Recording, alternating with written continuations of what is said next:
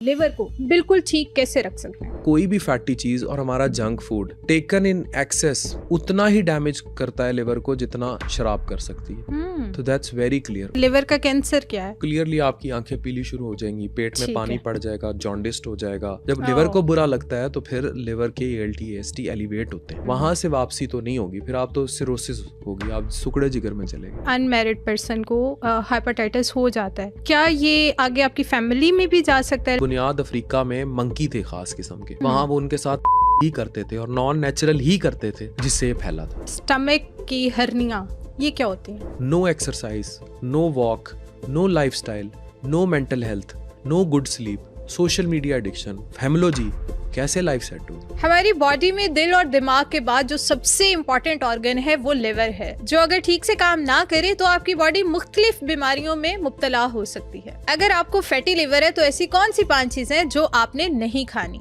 जो हम अपने हर खाने के साथ चाय, कॉफी और कोल्ड ड्रिंक्स ऐड करते हैं, ये हमारे लिवर और स्टमक को कैसे असरअंदाज करती है? तो ये सब हम जानेंगे डॉक्टर आफान से, तो इस पॉडकास्ट को एंड तक लाजमी देखें। Thank you so much for coming doctor Afan. तो आज हम बात करने वाले हैं लिवर पे, ठीक है? तो आप मुझे ये बताएं कि हम अपने लिवर को बिल्कुल ठीक कैसे रख सकते हैं? लिवर जो है ना, उसको ठीक रखने के लिए आपको खुद को ठीक रखना होगा। ये बात मैं बहुत दफ़ा कह चुका हूँ लोगों को, और इसका डाया बहुत बड़ा है। हम सिर्फ कन्फाइन रखते हैं, मैं जब कहता हूँ ना वर्ड डॉक्टर यूज़ होता है, मसीहा, तो उसमें फिर बहुत सारी डायमेंशंस आ जाती हैं। लिवर और स्टमक आपका ऐसा ऑर्गन है, मुझे इसका स्पेशलिस्ट बनने के बाद समझ आई कि ये तो हमारी इन्वायरमेंट ने ठीक करना है। तो प्रॉब्लम इज़ लिवर ने आपकी हर वो चीज़ साफ़ करनी है जो आपने खानी है, और स्टमक का रोल भी उसी तरह का है। लिवर बहुत बड़ा आपका बड़ा तरीन वाइटल ऑर्गन है, और आपके खाए हुए toxin, specially if you take any नीम हकीमी ड्रग और एनीथिंग, कोई भी इस तरह का हर्बल कंपोनेंट जिसमें कोई भी टॉक्सिन मौजूद है, इवन आप अपने इलाज के लिए कोई ऐसे एंटीबायोटिक्स हाइपोटेंसी यूज़ कर रहे हैं, वो जाके लिवर को हिट कर देगा। इवन पैनाडोल अगर आपने बहुत सारी खा ली हैं, आप दिन में 8 गोलियां खा सकते हैं, ठीक है ना, 500 मिलीग्राम की। अगर आपने बहुत ज़्यादा खा ली हैं तो तब लिवर फेल भी हो सकता है। तो लिवर इतना कीमती ऑर्गन है, लेकिन हमें क्योंकि ये ख्याल नहीं है हम क्या खा रहे हैं, तो अल्कोहल देखें डायरेक्ट आपके लिवर को हिट करता है, इस तरह फैट डायरेक्ट आपके लिवर को हिट करता है। समोसा इज़ इन, या कोई भी फैटी चीज़ और हमारा junk food taken in excess उतना ही डैमेज करता है लिवर को जितना शराब कर सकती है। तो दैट्स वेरी क्लियर। उसको अल्कोहलिक कहते हैं, इसको नॉन अल्कोहल नेफल्ड कहते थे, अब इसके मॉडर्न नाम आ गए हैं, मैफल्ड है, मैसल्ड है। इसी पे सारी जो अभी लिवर की सोसाइटी की कॉन्फ्रेंस हमने जो टोटल फोकस था उनका, वो स्टियाटोसिस इन लिवर पर था। फैट जो लिवर में आ रही है तबाही कर रही है।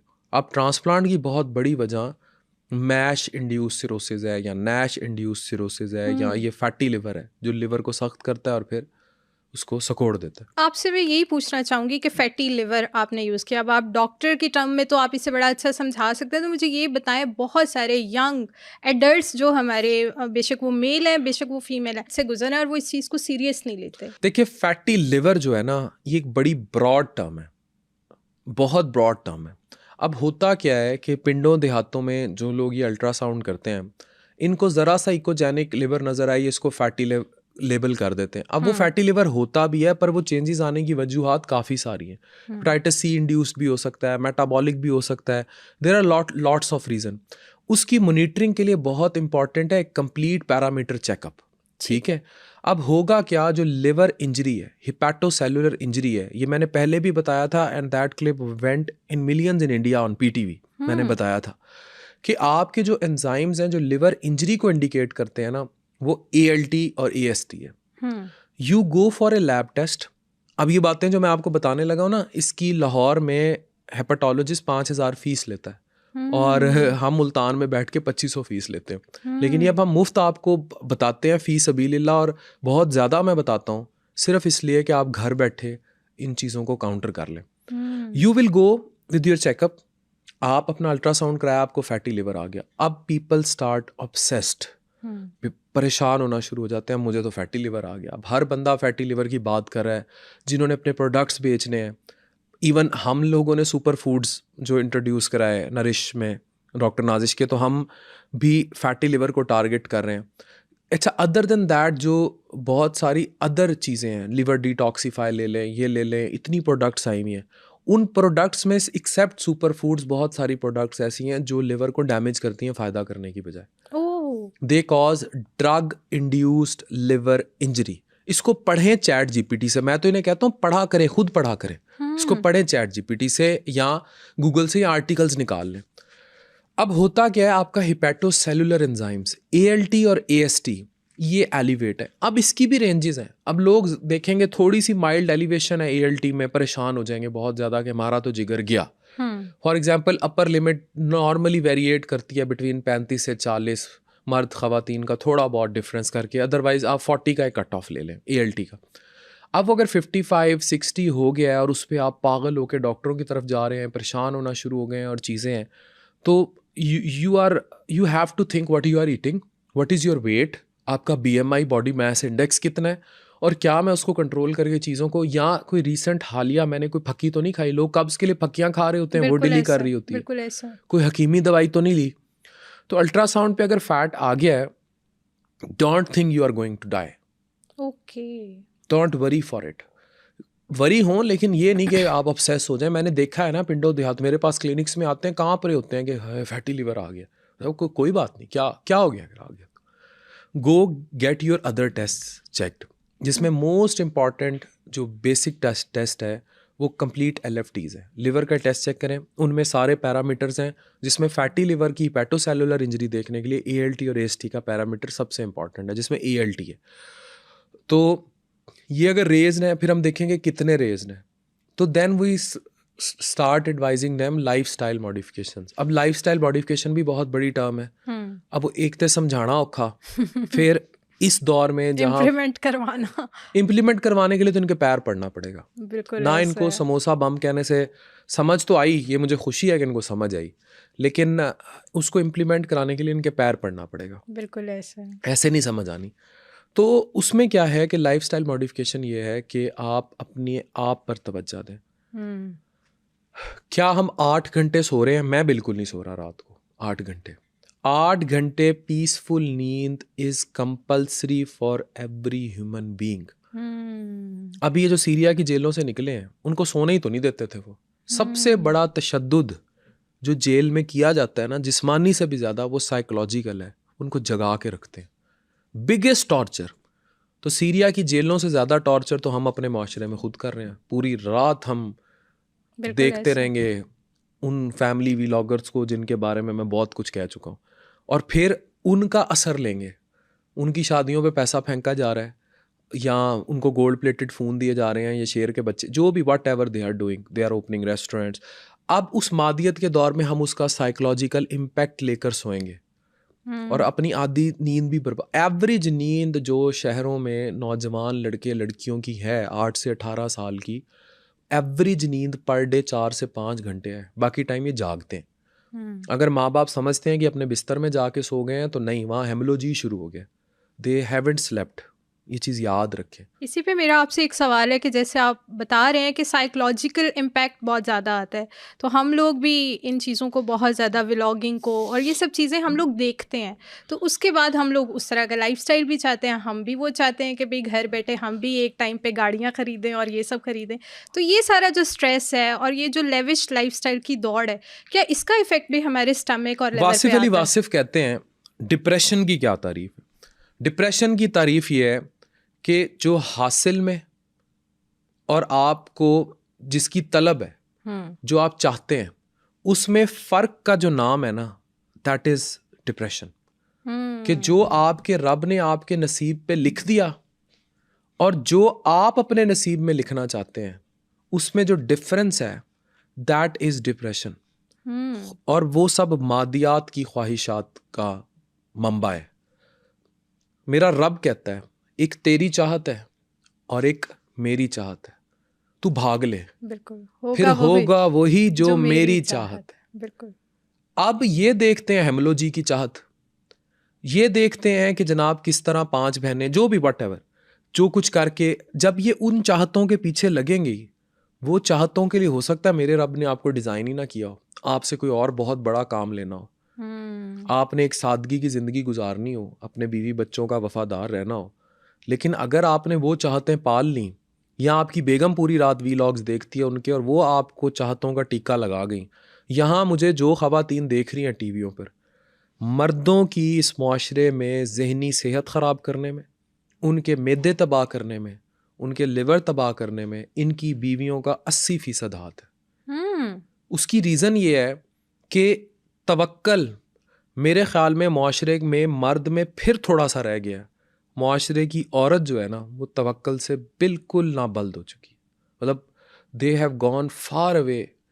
ये नहीं कि इनमें अल्लाह की वली नहीं है, इनमें हैं, तवक्कल वालियाँ भी हैं, लेकिन जो औरत की हिर्स है ना, उसने मुआशरा ज़्यादा तबाह किया है, उसने लोगों को डिप्रेशन में ज़्यादा मुब्तला किया है, और उसके डायरेक्ट गट ब्रेन एक्सेस, ये जो मैदे में दर्द, अभारा, मोटे हो जाना, डिप्रेशन में खाते रहना, इसमें इन शॉपिंग मॉल्स का, ये अभी बाहर निकलेंगे आप और मैं, चलते हैं किसी शॉपिंग मॉल में और मैं आपको दिखाता हूँ, वहाँ बाहर जो मर्द हजरात होंगे उन्होंने शॉपिंग बैग उठाए होंगे, शॉपर उठाए होंगे, एक बच्चा उधर से शलवार खींच रहा होगा, एक उधर से खींच रहा होगा, और वो बेगम साहिबा लगी होंगी सूटें, लेना भी नहीं है तब भी एक दुकान पे, और जो अंदर दुकानदार खड़ा है उसकी भी बजाई जाएंगी, और जो बाहर मर्द खड़ा है उसकी भी बजाई जाएंगी। एट ए टाइम 25-30 मर्दों की एक खातून बजा रही होगी उसने, सिर्फ मादियत की दौड़ में।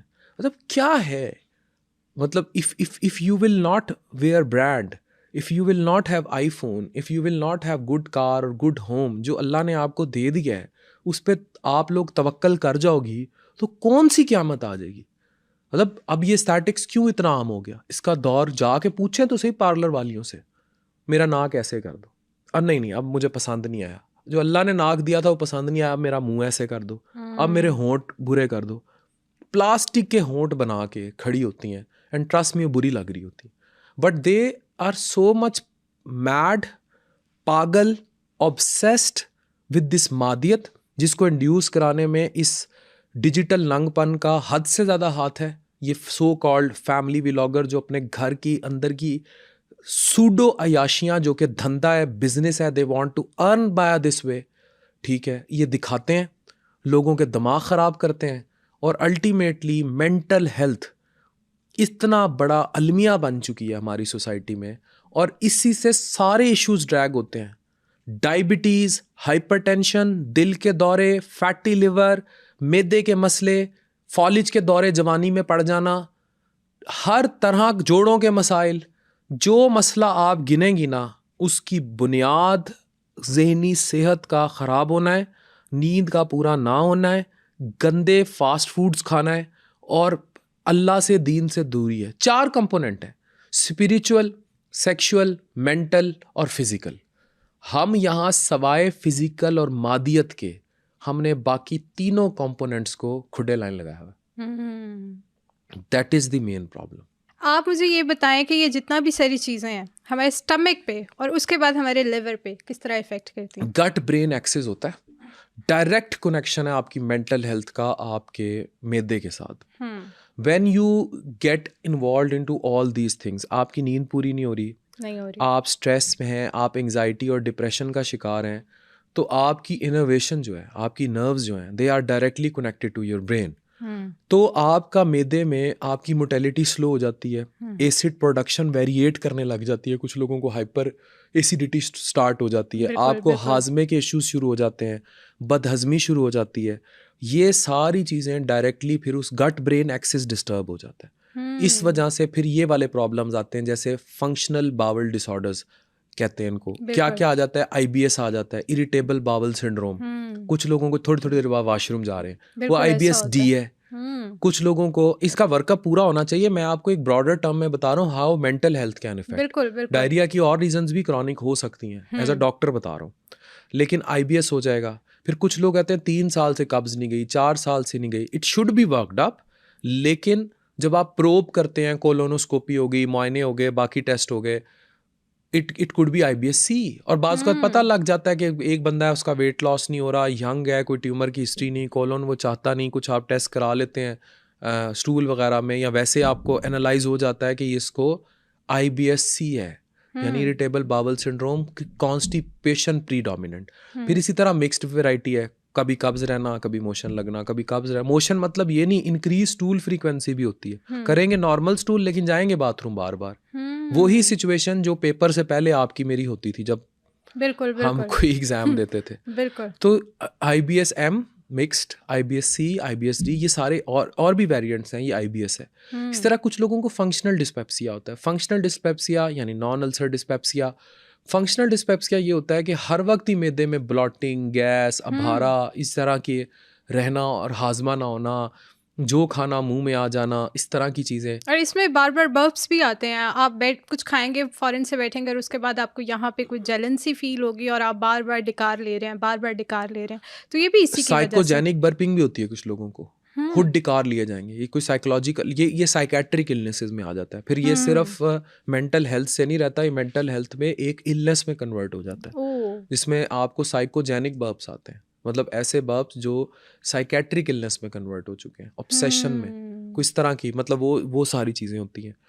तो ये सारी चीज़ें डायरेक्ट। अब लिवर को कैसे इफेक्ट करेगा? लिवर को ऐसे इफेक्ट करेगा, जब आप डिप्रेशन में जाएंगे, you will do over eating. आप मेटाबॉलिकली अपने आप को ख़राब कर देंगे। Your liver will gain fat, you will have diabetes, you will have hypertension, you will have joints के issues, जो मोटापे से रिलेटेड है वो सब आप सफ़र करते जाएंगे। तो इसमें आप ये कह रहे हैं कि फैमिली व्लॉगिंग से सबसे पहले, मतलब ये चीज़ें जो हम देख रहे हैं उससे हमारा सबसे पहले मेंटल हेल्थ आती है, उसके बाद हमारे स्टमक पे चीज़ें आती है और स्टमक से हमारे लिवर पे आती है और लिवर आहिस्ता आहिस्ता हमारी पूरी बॉडी को इफ़ेक्ट करना स्टार्ट हो जाता है। अब मुझे ये बताएं, रीज़न तो हमने देख ली, इसका हल क्या होगा, करना क्या चाहिए? एज अ पैकेज सब कुछ ठीक करना पड़ेगा। एज अ पैकेज ठीक करने के लिए देखें, इकरा आपको अपनी डाइट को मॉडिफाई करना पड़ेगा। हमें आज से 30 साल पुराना रिवर्स गियर लगाना पड़ेगा।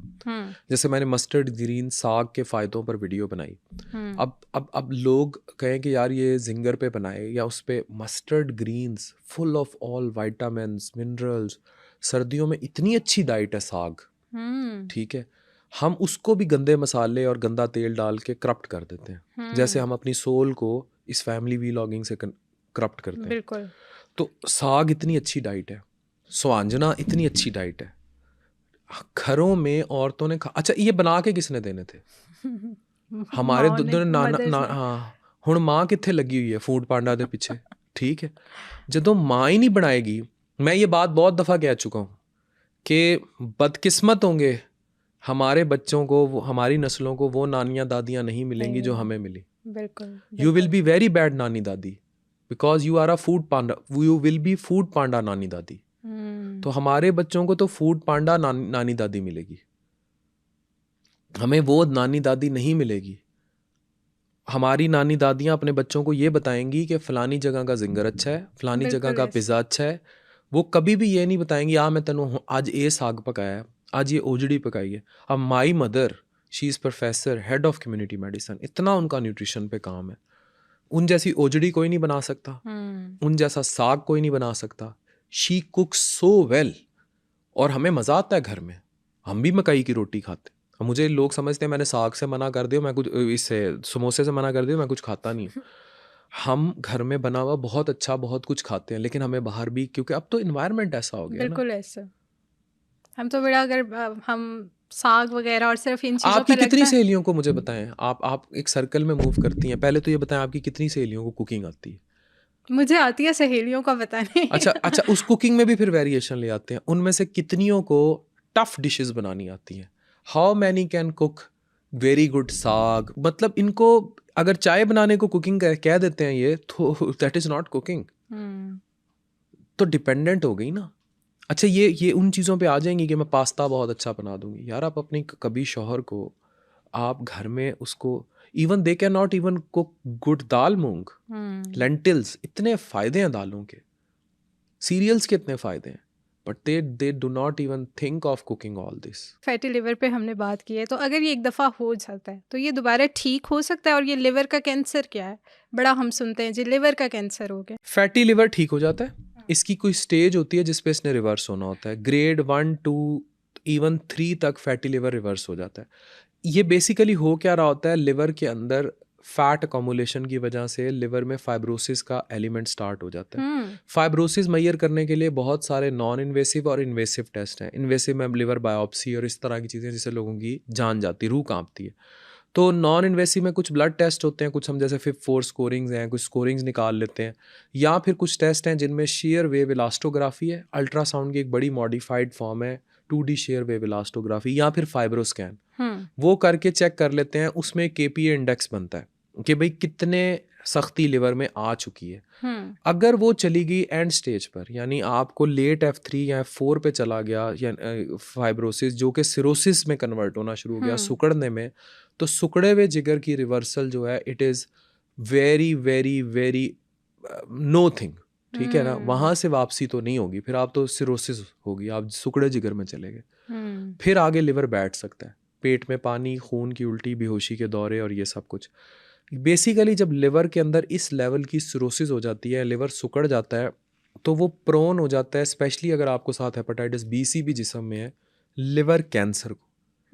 फिर जिगर में वो जो सेल्स हैं, कैंसर क्या है, it is dysplasia, then metaplasia, cells अंदर खुद से मल्टीप्लाई करना शुरू कर देंगे और वो ग्रोथ बना देंगे, लिवर कैंसर बना देंगे, ट्यूमर बना देंगे। उसमें भी कुछ क्राइटेरियाज हैं, UCSF मिलान है और क्राइटेरियाज भी हैं जिस रेंज में ट्रांसप्लांट तक बंदा रहता है। लेकिन वंस ये कैंसर आपकी खून की शरेयानों में चला गया, NGN हो गई, या ये कैंसर बहुत ज़्यादा फैलने लग गया, उसमें भी कुछ ट्यूमर मार्कर्स हैं, अल्फा फीटोप्रोटीन है, PIVKA-2 लेवल्स हैं, उनसे हम एनालाइज कर लेते हैं। अगर ये कैंसर बहुत ज़्यादा बढ़ गया तो फिर आपकी ट्रीटमेंट ऑप्शंस जो है वो ख़त्म होने लगती हैं, फिर आप ऑन्कोलॉजी और उससे भी नीचे फिर बेस्ट सपोर्टिव पे चले जाते हैं, पेलिएशन पे चले जाते हैं। और पाकिस्तान में liver cancer is one of the highest in all records. यहाँ मैं देखता शायद बहुत हूँ, लेकिन लिवर कैंसर ने तबाही मचाई हुई। अच्छा, मुझे ये बताएं कि एक पेशेंट थे जो मेरी मतलब फैमिली में ही थे, उनका क्या हुआ कि एकदम से थोड़ा सा बीमार हुआ, उनका स्टमक अपसेट हुआ, उनके लिए वो स्टमक अपसेट था। तो वो जब डॉक्टर पे गए हैं तो उन्होंने कहा कि भाई आपका लिवर तो 80-90% बिल्कुल डेड हो चुका है, और विद इन अ मंथ उनकी डेथ हो गई। तो ऐसे कौन से अर्ली वार्निंग साइंस होते हैं कि जब वो बॉडी में हो रहे हों तो आपको पता चल जाना चाहिए कि आपका लिवर जो है वो इफेक्ट हो चुका है? Hepatitis B-C, even fatty liver, you may consider them silent killers or semi-silent killers. They do not give very good warning तो इसमें signs. डिफरेंशिएशन क्या है hepatitis A, B and C में भी? मैंने हेपेटाइटिस B और C को कहा कि दे आर साइलेंट किलर्स, ये क्रॉनिकली आपको किल करते हैं। हेपेटाइटिस A जो है ना और E, वो किसी नाराज महबूबा की तरह होते हैं। Either they will immune you और दे विल किल यू। ठीक है, बिल्कुल ठीक है। ठीक है। हेपेटाइटिस A और E जो है दे वर्क दिस वे, या तो वो आपको एक्यूट लिवर फेलियर करेंगे, या फिर वो आपके जिस्म में इम्यूनिटी बन के बैठ जाएंगे। ठीक है, या तो सारी जिंदगी उसकी याद रह जाएगी, या फिर वो मार के ही जाएगी। बिल्कुल इस तरह हेपेटाइटिस A और E करते हैं। हेपेटाइटिस A और E फैलते भी महबूबा की तरह ही हैं, लेकिन बुरी महबूबा की तरह। कैसे? उनका रूट है फीको ओरल रूट। ये हर उस गंदे पानी से फैलेंगे, नॉट विद ब्लड। खुदा के लिए ये कॉन्सेप्ट क्लियर कर लें, A और E ब्लड बॉर्न नहीं है। हेपेटाइटिस A और E फैलता है गंदे पानी, गंदी अनहाइजीनिक फूड कंडीशन से, स्पेशली जिसको कंटेमिनेट हो गया हो फीकल मैटर से।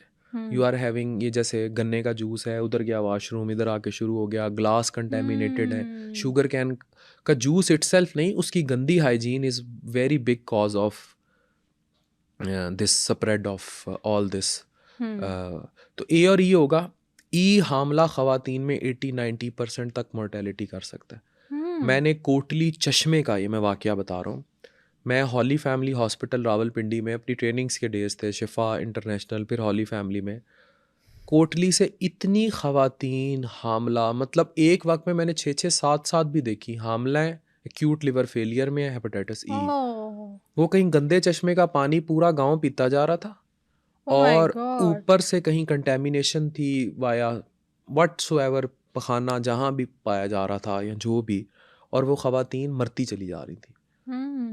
तो E is very dangerous in हामला ख़वातीन, बहुत हाई मोर्टेलिटी है इसकी। इसमें लिवर के मैंने जैसे आपसे पूछा कि अर्ली वार्निंग साइंस, जैसे अगर अब मेरी बॉडी में कुछ ऐसी चीज़ें हो रही हैं जो आउट ऑफ ऑर्डर हैं, लेकिन मैं यहाँ तक नहीं, एक आम इंसान है के लिए मैं नहीं यहाँ तक पहुँच रहा कि भाई उसे लिवर का कोई मसला शुरू हो गया देखिए, है। एक्यूट लिवर फेलियर में तो क्लियरली आपकी आंखें पीली शुरू हो जाएंगी, पेट में ठीक पानी है। पड़ जाएगा, जॉन्डिस्ड हो जाएगा, इवन आगे वाली स्टेजेस पे अल्टर्ड लेवल ऑफ कॉन्शियसनेस हो जाएगा, बेहोशी के दौरे पड़ने लग जाएंगे, हम्म इनकेफेलोपैथी में चले जाओगे।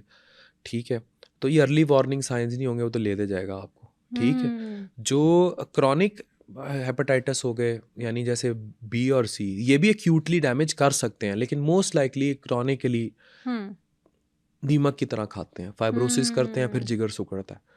तो जब ये क्रॉनिकली डैमेज करते हैं तो ये वही फिनोमिना करते हैं जो जैसे फैट करता है या अल्कोहल करता है, जिगर को सिकोड़ता चला जाता है और सख्त करता है, फिर जिगर सिकुड़ जाता है, फिर पेट में पानी, खून की उल्टी, बेहोशी के दौरे और अल्टीमेटली डेथ। ओह, अच्छा, इसमें मुझे ये बताएं, अब जिन लोगों को फैटी लिवर है लेकिन वो स्मोकिंग वगैरह नहीं छोड़े, अब वो वेप का बड़ा कॉन्सेप्ट आ गया कि वेप तो बस आराम से आप पीते जा रहे हैं पीते जा रहे हैं, तो ये कितना आपके लिवर के लिए नुकसानदेह है? देखिए, स्मोकिंग तो लंग्स के लिए नुकसानदेह है। हम्म ठीक है, कोई भी कैंसर का इंसिडेंस विद स्मोकिंग बढ़ जाता है, लिवर कैंसर का भी रिस्क बढ़ जाता है, लेकिन डायरेक्टली स्मोकिंग के लिवर पे इफेक्ट्स उस तरह रिपोर्टेड नहीं है। ठीक है। It effects lungs much more, hmm लेकिन incidence of any cancer in the body can be increased via smoking, via मोटापा, ओबेसिटी, वाया डायबिटीज वगैरह। हम्म यानी अगर किसी का इंसिडेंस एक आम इंसान में 1 गुना है तो उनमें रिस्क 3, 4, 5, 10 गुना हो जाएगा, एनी कैंसर। बिल्कुल सही है, लेकिन बिल्कुल सही। डायरेक्टली स्मोकिंग या वेप जिस ऑर्गन को डायरेक्ट हिट करती हैं वो लंग्स हैं। वो लंग्स है। हम्म अब वेप नया है, इस पर अभी रिसर्चेज नहीं आई, हम्म इस पर रिसर्चेज आएंगी, लेकिन लोग इसको क्लेम कर देते हैं कि इसमें ऐसे कोई कार्सिनोजेंस नहीं है। लेकिन आप जिस मर्जी पल्मोनोलॉजिस्ट से बात कर लें, उसको उठा लें, उससे बात कर लें, या जो रिसर्चेज आ रही हैं वो वेप को सिगरेट से ज़्यादा या एटलीस्ट सिगरेट के बराबर ही डेंजरस करार दे रहे हैं। बिल्कुल ठीक है। इसमें मुझे ये बताएं, अगर किसी भी अनमैरिड पर्सन को हेपेटाइटिस हो जाता है तो क्या ये आगे आपकी फैमिली में भी जा सकता है, लाइक अगर इन फ्यूचर वो शादी करना चाहे या इस तरह का कोई इशू हो सकता है? बी और सी हम्म ये ब्लड बॉर्न है। ठीक है। ठीक है, इनका खाने पीने से कोई ताल्लुक नहीं। मेरे पास एक खातून आती हैं, वो कहती हैं कि मेरी शादी को 3-4 साल हो गए हैं, मेरे मियाँ को पता लगा हेपेटाइटिस बी है, ना ये मेरे करीब आता है, ना ये मेरे साथ प्लेट में खाना खाता है, ना ये पानी पीता है मेरे गिलास में, ना मेरा इससे कोई बच्चा है। अब ब्लूटूथ से तो नहीं हो जाना था। तो उसने आगे से कहा कि मैंने उससे पूछा भाई क्यों, बस उसको कहता है इसको काला यरकान है, मैं तो दूसरी शादी करेगा। जो एक ट्रेंड, यही अगर उसके मर्द को होता फिर मैं देखता औरत का क्या रिएक्शन होता। बिल्कुल बिल्कुल। Nothing to be done like this. Hmm अगर आप, पहली बात तो ये, मैं बार बार पिट पिट मर गया हूँ कि इसको निकाह नामे पे शामिल करें 3-4 टेस्टों को, हेपेटाइटिस बी, सी, HIV और थैलेसीमिया के टेस्टों को। इन्होंने नहीं करना, ना किसी ने सुनना है। अब आ जाते हैं दूसरी तरफ, आपने नहीं, HIV इतना आम हो रहा है, उसको कर ले निकाह नामे में शामिल, वो उसमें तो डिजास्टर है, फिर शादी होगी तो ठीक है, वो नस्लों में फिर आगे काम खराब कर देते हैं। आगे चलें, अगर किसी को BC है, उसकी स्पाउस को C की सेक्सुअल ट्रांसमिशन रिपोर्टेड है, कम है। B का सेक्सुअल ट्रांसमिशन का रिस्क है, लेकिन अगेन बहुत ज़्यादा नहीं है, लेकिन वर्टिकल ट्रांसमिशन हो सकती है। अब क्योंकि अब इसमें भी वैरायटी ऑफ, मैं खुल के बात करूँगा कि depend how you are sexually interacting with your partner. अब जो HIV है ये बहुत कॉमन है उन इलाकों में जहाँ होमोसेक्सुअलिटी आम है। ये मैं बड़ी अहम बात करने जा रहा हूँ, क्योंकि और पाकिस्तान में हैं वो इलाके, और पाकिस्तान में बहुत ज़्यादा होमोसेक्सुअलिटी है। अगर ये कहें कि पाकिस्तान में होमोसेक्सुअलिटी, मैं मैन सेक्स विद मैन की बात कर रहा हूँ, ये बहुत ज़्यादा है पाकिस्तान में। झूठ बोलते हैं, बकवास करते हैं, कोई स्कैटर डाटे की बात नहीं करते। जाके देखें एड्स के, HIV टेस्ट कराएं, आपको पता लग जाएगा। और फैल कहाँ से रहे हैं? ये फैल रहे हैं, मैं सबकी बात नहीं कर रहा, उस ट्रांसजेंडर कम्युनिटी से जो कि सेक्स प्रैक्टिसेस में इन्वॉल्व हैं, जो सेक्स नेचुरल नहीं है, नॉन नेचुरल मेथड से सेक्स है। यानी कि आप स्ट्रेट सेक्स, स्ट्रेट तो खैर रिलेशनशिप्स में भी हो जाता है, लेकिन जो आप नॉन नेचुरल तरीके से कर रहे हैं सेक्स, जो नेचुरल तरीका नहीं है, तो उसमें म्यूकोजल पेनिट्रेशन ज़्यादा है, उस जरासीम की age compare to straight sex के या उस सेक्स के जो एक नेचुरल तरीका है।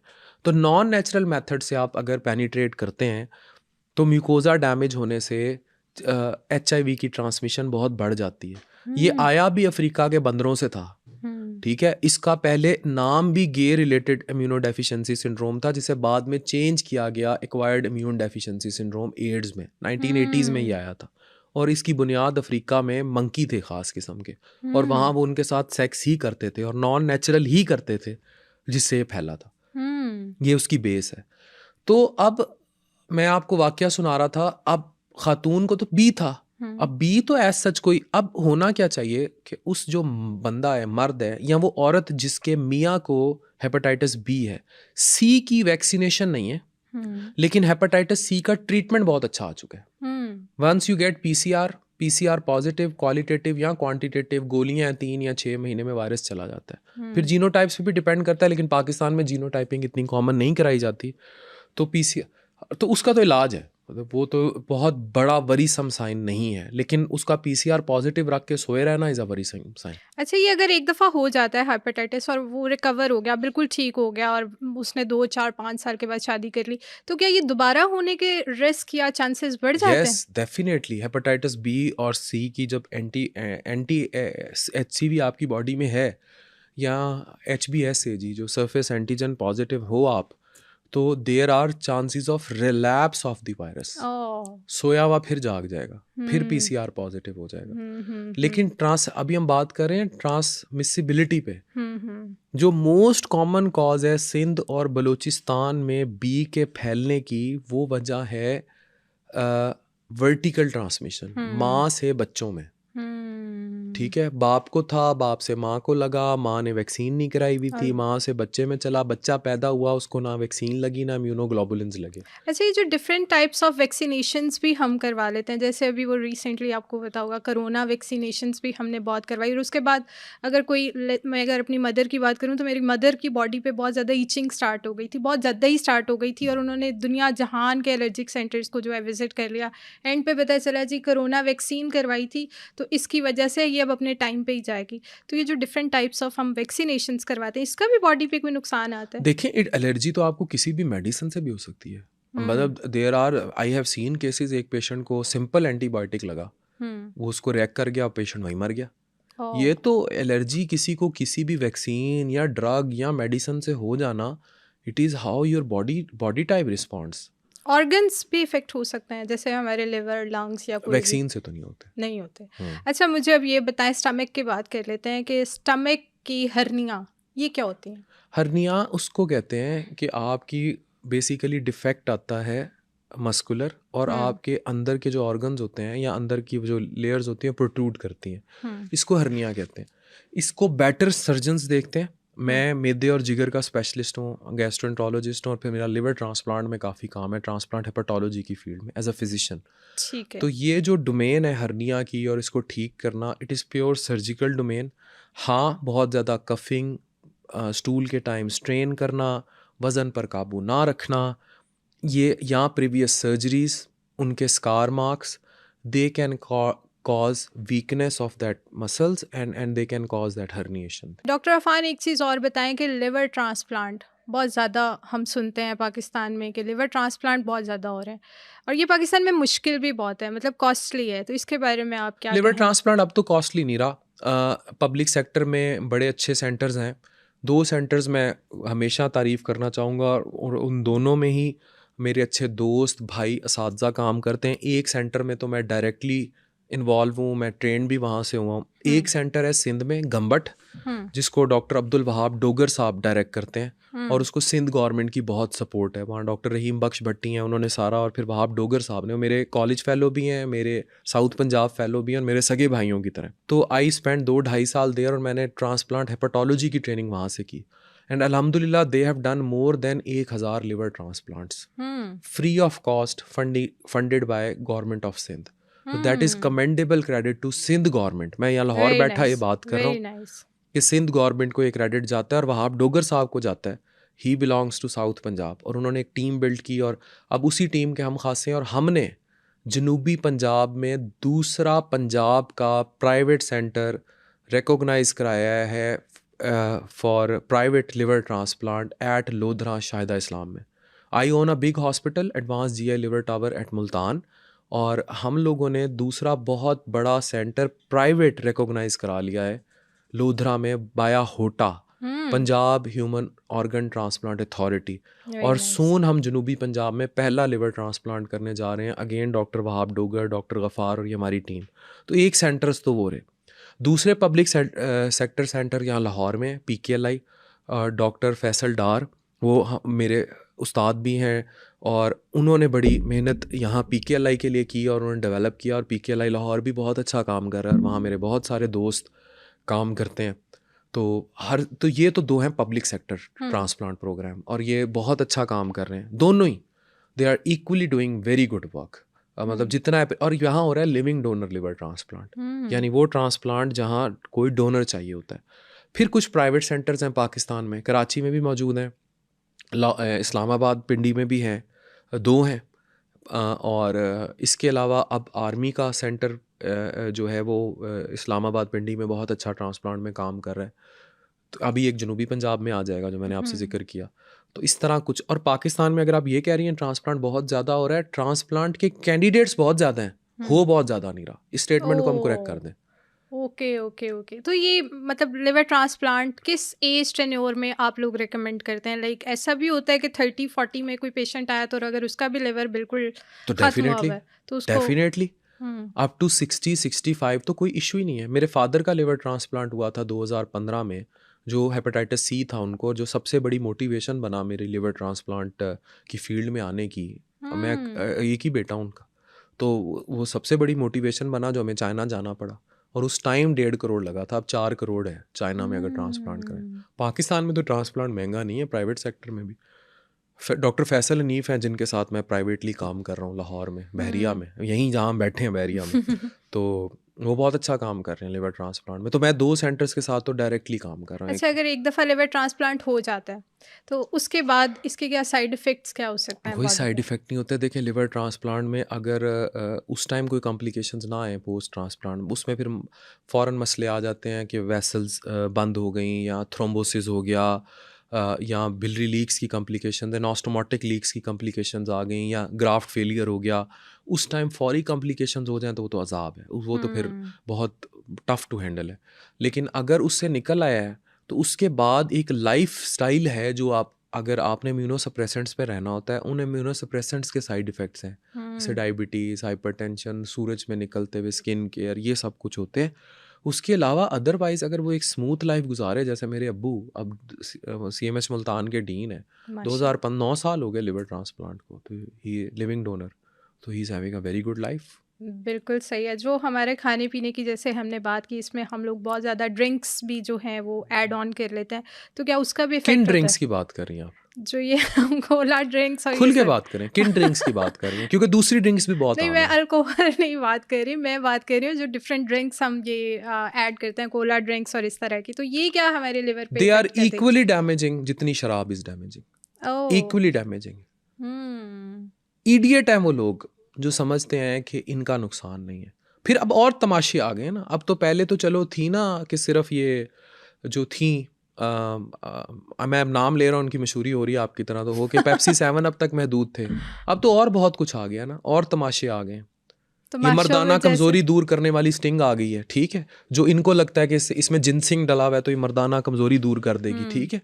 तो अब तो और तमाशे, फिर वो जो जिस पे बुल बना होता है, इनको लगता है कि वो पी लिया तो वो बिल्कुल सुहागरात वाला दूध का गिलास पहुंच गया इनके पास, वो जिसके ऊपर वो बुल बना होता है ना। तो अब और तमाशे बहुत आ गए हैं। ट्रस्ट मी, उसको पीने से आप बैक गियर तो लगा सकते हैं। मैं सारे लड़कों को बता रहा हूँ, सारे मर्दों को बता रहा हूँ जो उसके लिए पीते हैं इसको, द लोहा फाड़ थिंग। तो ये समझ लें कि उसको पीने से आपको बैक गियर तो लगेगा, आप आगे नहीं जाएंगे। तो ये चीज़ नुकसानदेह है, उल्टा फ़ायदा नहीं है इसका। But they drink too much. अब उसको अगेन, क्योंकि हम कार्ब्स खाते हैं, हम फास्ट फूड्स खाते हैं, तो हम उन चीज़ों को इसलिए इस्तेमाल करते हैं ताकि हज़म हो जाए। पर जो चीज़ आपके अंदर जाके आपके उस गोश्त को गला रही है, या उस फास्ट फूड को गिला रही, या उस प्रोसेस्ड फूड को खा रही है जो उस पिज़्ज़े में शामिल था, या उस जिंगर में शामिल था, वो चीज़ आपके मैदे को बख्श देगी? या मैदे को कोई माफ़ी है? और मैदा ही या हमारी उसने कोई पूरी एनआरओ लिया हुआ है कि इसको कुछ नहीं होगा। बिल्कुल ठीक है। और मेरा ख्याल है स्टमक से ही हमारी पूरी बॉडी बाद में इफेक्ट हो जाती है। अच्छा, लिवर डिटॉक्सिफिकेशन, ये क्या प्रोसेस है? लिवर डिटॉक्सीफाई, मेरी नज़र में root detoxification is more important than liver detoxification. यानी कि आप अगर अच्छे लाइफ पैटर्न्स पे हैं, आप अच्छी 8 घंटे की स्लीप लेते हैं जो मैं बिल्कुल नहीं लेता, आप रेगुलर एक्सरसाइज करते हैं, आप खाने में साफ़ रखते हैं, तो इससे बड़ा आप साफ़ हवा लेते हैं, इससे बड़ा लिवर डिटॉक्सीफायर पैदा नहीं हुआ। डिटॉक्सिफिकेशन के लिए मुख्तलिफ़ किस्म के तमाशे आ गए। अब उनमें हमने एक चीज़ हमने भी की है, नरिश बाय डॉक्टर नाजिश में हमने एक लिवर डिटॉक्स टी लिया है। उसमें हमने क्या डाला है? हमने उसमें डाला है हिबिस्कस, हमने लेमन ग्रास डाली है, जिंजर डाली है, इस तरह के कुछ कंपोनेंट्स डाले हैं कि उससे लिवर साफ़ हो जाएगा। They do work as detox, पानी वर्क्स, बट असल डिटॉक्सिफिकेशन है साफ़ खाना। मैंने लोगों को देखा है, उनको लगता है उनकी आंखें पीली हैं, उनको लगता है, तो वो सिल्वर की गोलियां खा रहे होते हैं। उनको लगता है कि उनको खाना चाहिए लिवर के लिए कुछ, तो वो तरह तरह के मल्टी विटामिन ले रहे होते हैं। और सॉरी टू से उनमें कुछ ऐसे मल्टी विटामिन भी हैं जो उनको लगता है उन्हें लिवर के खाने को चाहिए, लेकिन उनका लिवर उससे एग्री नहीं करता। उनके लिवर को बुरा लगता है, और जब उसे बुरा लगता है तो ड्रग इंड्यूस लिवर इंजरी होती है। जब लिवर को बुरा लगता है तो फिर लिवर के ALT AST एलिवेट होते हैं। लिवर को बुरा लगता है तो फिर उसे बहुत कुछ बुरा लगेगा। सर, लिवर में प्रॉब्लम आता है तो ये फिर हमारे इंटेस्टाइन में भी प्रॉब्लम्स लिवर का इंटेस्टाइन से कोई ताल्लुक नहीं है। इंटेस्टाइन एक अलग कंपोनेंट है, लिवर एक अलग कंपोनेंट है। Liver is your vital organ of your body. It has to produce many thing. आपके क्लॉटिंग फैक्टर्स, आपका एल्बुमिन की प्रोडक्शन, आपकी बहुत सारे एंटीऑक्सीडेंट्स के साथ ये रिलेटेड है। आपकी बॉडी में बहुत अहम काम कर रहा है liver. It is your biggest body scavenger, बचाता है आपको बुरी चीज़ों से। ठीक है, बेसिकली आप समझ लें कि वो फिल्टर है आपकी बॉडी में। आप इंस्टा पे फिल्टर यूज करती होंगी ना? कौन नहीं जो करता? सबसे अच्छा फिल्टर है ना, वो लिवर है। सही है, तो उसको अगर आप बहुत गंदी तस्वीर दे देंगी, ठीक है, तो फिर वो चाहत फतेह अली खान के गाना सुनने से भी ज्यादा महसूर कौन होगा। बिल्कुल ठीक है डॉक्टर अफान, मैं आपसे वो 5 चीज़ें पूछना चाहूँगी जो आप बहुत बड़ा क्रॉस लगा दें कि भाई ये नहीं खानी आपने, या ये नहीं आप पिएंगे, जिसकी वजह से हमारा लिवर डैमेज हो सकता है। आप फिर मुझे लेके जा रही हैं उस तरफ जहाँ किसान मर जाएंगे, गरीब मर जाएंगे, और लोग शुरू हो जाएंगे कि इसने किसान मार दिए। नहीं, मैं चाहती हूँ कि हमारे उन लोगों को भी वो इन्फॉर्मेशन मिले जो शायद नहीं जानते कि ये कितना बड़ा नुकसान हम अपनी ही जिस्म के साथ अल्टीमेट क्रॉस किसी चीज़ पे भी नहीं है, ठीक है, लेकिन वो 5 चीज़ें जो प्रेफरेबली अवॉइड करनी चाहिए to have better liver and stomach. Number 1, junk food. किसी किस्म का भी जंक फूड जो है, ये जो पिज़्ज़ाज, बर्गर्स, फास्ट फूड, इसको अवॉइड करना चाहिए। इसमें सारी कैटेगरी आ जाती है। हम किसी एक को स्पेसिफाई नहीं कर रहे, हमने कोई गरीब नहीं मारा। आगे चलते हैं। वैसे भी ये कदरे थोड़े अमीर कैटेगरी के शौक है, पर खा गरीब बहुत ज़्यादा रहा है। Number 2 on list is collage, the drinks. इसमें भी हर तरह की ड्रिंक्स आ जाती हैं। वो ड्रिंक जिसका मैं आपसे पूछ रहा था, और वो ड्रिंक भी जिसका आप मुझसे पूछ रही थी। बिल्कुल। कार्बोनेटेड, अल्कोहलिक, नॉन अल्कोहलिक, सब ठीक है। ये जो कोलाज, ड्रिंक्स, शराब, everything, they are bad. Number 3 thing जो मैं मना करना चाहूँगा स्पेशली नौजवान नस्ल को, कि दे शुड, नंबर 3 चीज़ ये इनको बिल्कुल अवॉइड करनी चाहिए, वो है refined sugar in any form. अब रिफाइंड शुगर चाय में डाल लेना इज़ बैड। रिफाइंड शुगर, आप देखें, एक बंदा गया है दुकान पे, वो आम का 4-4 आम डलवा के शेक बनवा रहा है, ठीक है, और उसमें भी वो चीनी के चमचे डलवा रहा है। और एक तो मैं इनसे बड़ा नाराज हूं, ये जो कहते हैं ना इन्नी मुफ्ता ना पा, ठीक है ना। I am very much fed up from these food vloggers. कट्टे की तरह पल्ले होंगे ये, कट्टे की तरह, एंड दे आर गोइंग और eating much whatever they want to eat. मतलब सिर्फ एक वक्त का बाज़-औक़ात खाना खाने के पीछे PR कर आते हैं। वो रेडी वाले को नहीं पता होता, अच्छा मैं इतना अच्छा फलूदा लगाता हूँ, ठीक है, और उससे मोहब्बतें डलवाने के चक्कर में, वो मोहब्बतें कैलोरीज हैं, ठीक है, वो क्या डाल रहा है अंदर। अब मतलब बाज़-औक़ात मैं वीडियो देख रहा होता हूँ, उसको देख के मेरे मुंह में पानी नहीं आ रहा होता, मैं ये एनालाइज कर रहा होता हूँ कि इसका कैलोरी काउंट ये कहाँ ले गए। बिल्कुल ऐसा। पता है क्या करेंगे, इतने सारे पहले वो करके उसको शेक करेंगे, दूध को काढ़ेंगे, उसमें चीनी के चमचे डाल लेंगे, फिर उसमें तरह तरह के फ्रूट्स डाल के उन फ्रूट्स की सारी इफादियत खो देंगे, उसके बाद उनमें मेवाजात ग्राइंड करेंगे, उसके ऊपर फिर वो फलूदे का डालेंगे, उस फलूदे के ऊपर फिर गार्निशिंग करेंगे, उस गार्निशिंग के बाद ऊपर फिर कोई वो डाल देंगे, और उसके बाद फिर कोई ऊपर से यूं टोपा करके रख देंगे, फिर उसको स्ट्रॉ लगाएंगे, उस स्ट्रॉ पे भी कुछ लगा देंगे। बिल्कुल सही कह रहे हैं। तो वो जिस ड्रिंक का कैलोरी काउंट अगर 400-500 रहना था, वो 2500 का 3000 का कैलोरी काउंट होता है, और इधर जीले ने मबता पा देती हैं। ओ भाई, मार दिया बंदे को। और अगर कोई एडिक्ट हो गया आपके जूस को, तो जहर दे दिया उसको। तो एक तो इनको अवॉइड करें, ठीक है। और नंबर 4 ऑन लिस्ट इज कि जो बिल्कुल आप लोगों को नहीं खाना चाहिए, वो है टू मच एक्सेस सॉल्ट। मैंने लोगों को देखा है, वो बहुत एक्सटेंसिव सॉल्ट क्रेविंग्स लोगों को हो रही हैं, और वो चीज़ not for liver stomach only, वो आपके बॉडी के लिए बहुत ज़्यादा नमक खा लेना भी अच्छा नहीं होता। लोग बहुत हाई इनटेक कर लेते हैं नमक की ना, उसको अवॉइड करें। जो सालन में नॉर्मल बना है वो खाएं। एक्सेसिव फ्रूट्स पे, चीज़ों पे बहुत ज़्यादा खा लेना is never good for your health. तो ये तो नंबर 4 चीज़ है। और नंबर 5वीं चीज़, I would suggest you that please never ever drink fresh juices भी जो है ना, उनको भी, जो फ्रेश फ्रूट्स के हैं उनमें चीनी मत डालें, और उनके फ्रूट खाएं बजाय इसके कि वो जूस की फॉर्म में। ग्रेप फ्रूट जूस आप ले सकते हैं, ग्रेप फ्रूट मैं खुद भी पीता हूँ, लेकिन ओवरऑल जूसेस रॉ फॉर्म में कि बेहतर है आप घर में फ्रूट ले जाएं, फ्रूट खा लें। तो ये 5 बिल्कुल ठीक है। आपने कैलोरीज की बात की, तो जो हम फास्टिंग करते हैं, जैसे अब वो एक डाइट फॉर्म में भी आई हो या इंटरमिटेंट फास्टिंग, तो क्या उसको करने से भी हमारी लिवर हेल्थ अच्छी रह सकती है? इंटरमिटेंट फास्टिंग है बहुत मुश्किल काम, और इतनी मुश्किल नहीं है। किया आपने? मैं करती हूँ कभी कभी। कितने घंटे का इंटरमिटेंट? रात 9 बजे के बाद कुछ ना खाओ, और अगले दिन 10, 11, 12 बजे आप नाश्ता कर लो। That's very good। अगर इंटरमिटेंट आप करती हैं, इंटरमिटेंट वैसे बहुत सारे लोग करते हैं, मैंने उन्हें बहुत वजन भी कम करते देखा है। इंटरमिटेंट फास्टिंग बहुत अच्छी है, ये रोज़ा रखने जैसे है। ये आपकी बॉडी को टाइम देती है उन टॉक्सिन्स को क्लियर करने के लिए जो आपने खा लिए।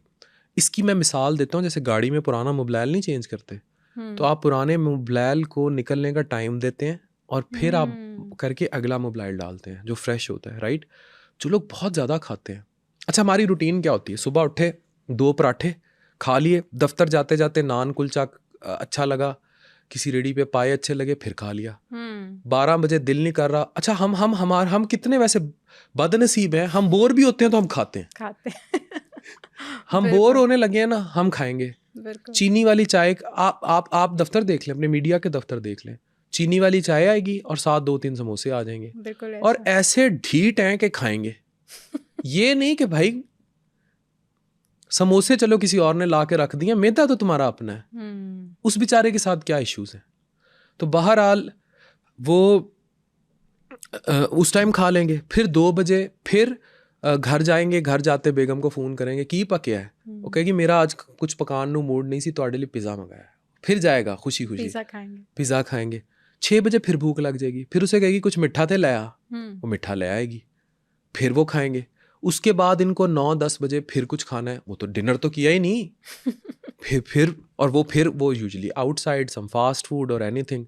12 बजे फिर इनको भूख लग जाएगी, फिर रात 3 बजे भी फ्रिज खोल के खड़े होते हैं। जब ऐसा स्लीपिंग पैटर्न, ऐसा ईटिंग पैटर्न होगा, no exercise, no walk, no lifestyle, no mental health, no good sleep, social media addiction, हेमोलॉजी, कैसे लाइफ सेट होगी? तो इससे आपका लिवर भी मैदा भी खत्म, लिवर भी खत्म, soul physically you get fat, you get depressed, body shaming शुरू हो जाएगी। अच्छा, एक मैं अब लास्ट क्वेश्चन आपसे पूछना चाहूँगी कि जैसे हमारा 9 to 5 वाली जो जॉब है, लाइक अभी मीडिया पर्सन्स के लिए तो आपको पता है रात के 10-11 भी बज जाते हैं, तो हमारी रूटीन ऐसी होती है कि हमारे लाइफस्टाइल में वॉक नहीं ऐड होती, और इधर आप पाउडर्स की चाय पी रहे हैं और ये सब कुछ कर रहे हैं, तो उसके जो सिम्टम्स है, जैसे बेली फैट भी आ जाता है और आपकी फिजिक भी चेंज होना स्टार्ट हो जाती है। देखने वाले बंदे को शायद ना फील हो, लेकिन खुद को इंसान महसूस कर रहा होता है। तो ये चेंजेस जो हैं, इससे भी आपके इंटरनल ऑर्गन्स, और जैसे हम लिवर और स्टमक की बात करें, तो इसमें हम कैसे मेनटेन रख सकते हैं? मेरे कभी आप मुल्तान हॉस्पिटल आए, उसकी रूफ टॉप पे बहुत बड़ा जिम है।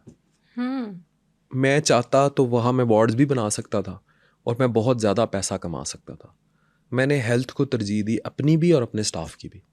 और एक बहुत बड़ी यहाँ जो हाउसिंग सोसाइटी होगी लाहौर की, उनकी जिम चेन को मैंने इनवाइट किया अपने रूफटॉप पे। मैं अब सवाल करूँगा उन तमाम मीडिया हाउसेस से, ठीक है, इसको चलाना है सुनो टीवी ने, ठीक है, और मैं सवाल करूँगा सब इलेक्ट्रॉनिक मीडिया के चैनल से या डिजिटल मीडिया के चैनल से। They build good washrooms, they build good studios, they महंगे महंगे कैमरे ख़रीदते हैं, महंगे महंगे कॉरपोरेट ऑफिसेस बनाते हैं।